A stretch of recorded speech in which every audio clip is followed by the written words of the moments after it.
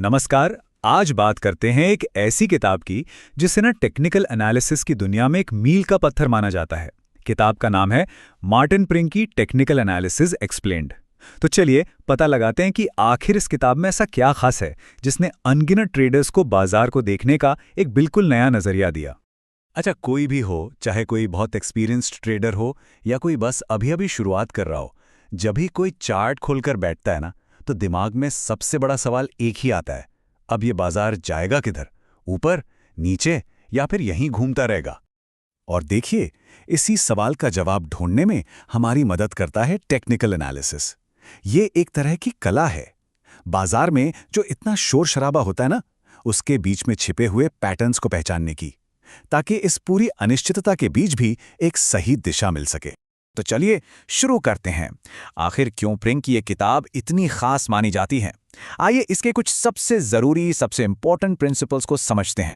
सबसे पहले तो ये जानना बड़ा मजेदार है कि मार्टिन प्रिंग खुद टेक्निकल एनालिसिस को कैसे देखते हैं।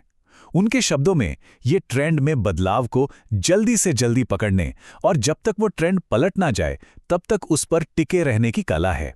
मतलब साफ है, ये कोई भविष्य बताने वाली जादुई छड़ी नहीं है, बल्कि बाजार को पढ़ने की एक प्रैक्टिकल स्किल है। अच्छा, अब आते हैं इस किताब की सबसे जरूरी सिद्धांत पर, और वो है प्राइमरी ट्रेंड के साथ चलना, मतलब बाजार की मुख्य धारा के साथ ट्रेडिंग करना। देखिए, प्रिंग के हिसाब से ना, बाजार के ट्रेंड्स एक दूसरे के अंदर होते हैं। इसको ऐसे समझिए जैसे एक बहुत बड़ी समुद्री लहर के अंदर छोटी छोटी लहरें होती हैं।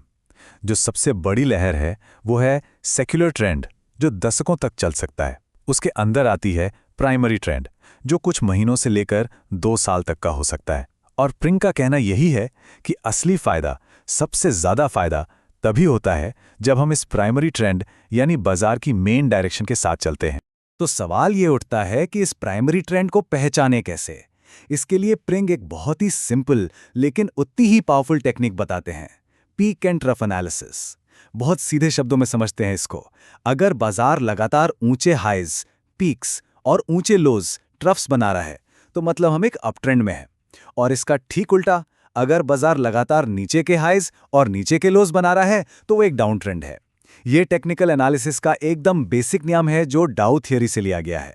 तो चलिए अब जरा उन बेसिक टूल्स पर नजर डालते हैं जो हर टेक्निकल एनालिस्ट के टूल किट में होने ही चाहिए। इनको ना बाजार का मैप पढ़ने वाले इंस्ट्रूमेंट्स की तरह समझ सकते हैं। अब इस टूल किट में क्या क्या है? सपोर्ट और रेजिस्टेंस जोन्स, जो बताते हैं कि कीमत कहां जाकर रुक सकती है। ट्रेंड लाइंस, जो ट्रेंड का डायरेक्शन दिखाती हैं। और हाँ, हेड एंड शोल्डर्स जैसे क्लासिक चार्ट पैटर्न, जो ट्रेंड के पलटने का सिग्नल दे सकते हैं। ये सब मिलकर हमें बाजार के अगले मूव का अंदाजा लगाने में हेल्प करते हैं। ओके, तो अब चार्ट पैटर्न से एक स्टेप आगे चलते हैं और बात करते हैं इंडिकेटर्स की।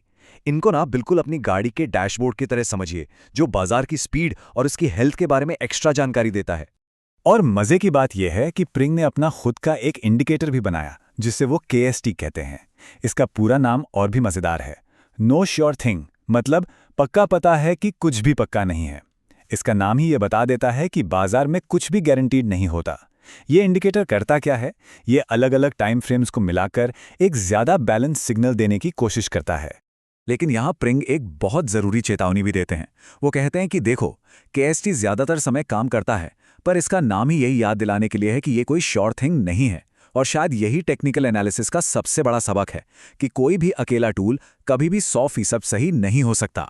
तो KST के अलावा भी इस किताब में मूविंग एवरेज, RSI, MACD जैसे कई और पॉपुलर इंडिकेटर्स के बारे में बताया गया है।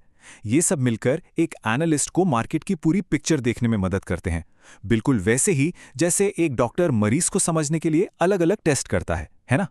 ठीक है, तो टेक्निकल टूल्स तो अपनी जगह हैं, लेकिन एक कामयाब ट्रेडर बनने के लिए जो सबसे जरूरी चीज है ना, वो है मेंटल डिसिप्लिन। तो अब बात करते हैं साइकोलॉजी की। प्रिंग के हिसाब से एक सफल ट्रेडर बनने के लिए सिर्फ चार्ट पढ़ना ही काफी नहीं है, एक अनुशासित दिमाग भी चाहिए। और उनकी सलाह बहुत सीधी और साफ है, कभी भी किसी एक इंडिकेटर के भरोसे मत बैठो, हमेशा कंफर्मेशन का इंतजार करो। अपने नुकसान को कंट्रोल करने के लिए हमेशा स्टॉप लॉस लगाओ। और सबसे जरूरी, अपनी हर ट्रेड का एक जर्नल बनाओ, एक रिकॉर्ड रखो, ताकि अपनी गलतियों से सीखा जा सके। यही वो डिसिप्लिन है जो कामयाब लोगों को बाकियों से अलग करता है।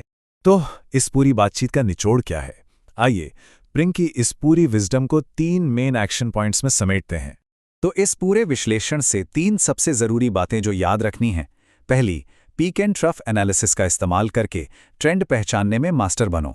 दूसरी, हमेशा हमेशा अपने ट्रेड्स को प्राइमरी ट्रेंड की दिशा में रखो। और तीसरी, केएसटी, वॉल्यूम, मोमेंटम जैसे टूल्स को डिसिप्लिन्ड रिस्क मैनेजमेंट के साथ कंबाइन करो। और अब आखिर में एक सवाल जो आज के समय में बहुत ज़रूरी हो गया है। एआई और सुपरफास्ट एल्गो ट्रेडिंग के ज़माने में क्या इंसान का चार्ट को देखकर फैसला लेने की ये कला अब भी उतनी ही मायने रखती है? क्या यह ह्यूमन आर्ट अब भी रेलेवेंट है, या फिर मशीनें इंसानी समझ को कहीं पीछे छोड़ देंगी?